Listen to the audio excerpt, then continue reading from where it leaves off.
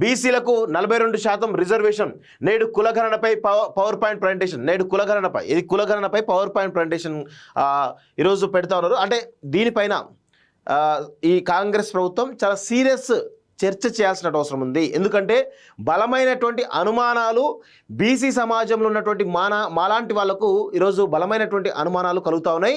దీనిపైన చాలా హేతుబద్ధమైనటువంటి వాదన ప్రభుత్వం నుంచి రావాల్సినటువంటి అవసరం ఉంది. సహేతుకమైనటువంటి వివరణ ప్రభుత్వం నుంచి రావాల్సిన అవసరం అయితే ఉంది.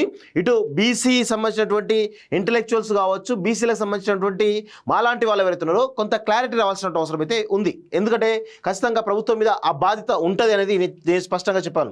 అసెంబ్లీలో కులగణన సర్వే రిపోర్టు ప్రవేశపెట్టినటువంటి సీఎం, సభ్యుల ఆమోదం అంటూ చూస్తాం. స్థానిక సంస్థల ఎన్నికల్లో కాంగ్రెస్లో అమలు అంటూ చూస్తా ఉన్నాం. ఇది స్థానిక సంస్థల ఎన్నికల్లో కాంగ్రెస్ అమలు చేస్తుంది. కానీ ఈరోజు అమలు చేయడానికి అన్ని పార్టీలు కూడా 42% ఇవ్వడానికి ఈరోజు ఖచ్చితంగా అన్ని పార్టీలు 42% ఇవ్వాలి అంటున్నారు. కానీ దానికి ఒక ఖచ్చితంగా తీర్మానమా లేకపోతే చట్టబద్ధత కల్పించడమా చేస్తే ఆ స్థానిక సంస్థల ఎన్నికల్లో రిజర్వేషన్ పెంచేటువంటి ప్రక్రియలో భాగంగా ఈరోజు చట్టబద్ధత తీసుకొస్తే ఖచ్చితంగా బాగుంటుంది అనేది మనందరికీ కూడా అర్థమవుతోంది. సో బీజేపీ బీఆర్ఎస్ పార్టీలు అమలు చేస్తాయా? చట్టబద్ధత రాకున్నా రాజకీయంగా రిజర్వేషన్లు ఇస్తాం.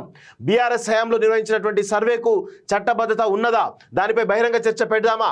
కుటుంబ రాజకీయాల కోసం ఆ survey Limca book of record బీసీలకు న్యాయం చేస్తుందా?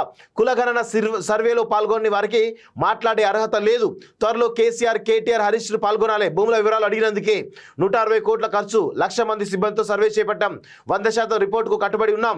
సర్వే ఆధారంగా రిజర్వేషన్లు, బడ్జెట్ కేటాయింపులు బలహీన వర్గాల సంక్షేమానికి వినియోగిస్తాం. మా డిప్యూటీ సీఎం బట్టి విక్రమార్క మండలిలో కులగణన సర్వే రిపోర్టు, సభ్యుల ఆమోదం. ఉభయ సభలు నిరవధిక వాయిదా. వెబ్సైట్ నుంచి సమగ్ర కుటుంబ సర్వే వివరాలు డిలీట్.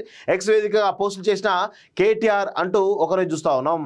రాష్ట్రంలో చేపట్టినటువంటి సామాజిక ఆర్థిక కులగణన సర్వే, అదేవిధంగా ఎస్సీ వర్గీకరణకు అసెంబ్లీ ఆమోదం తెలిపింది అంటూ ఒకరోజు చూస్తా ఉన్నాం.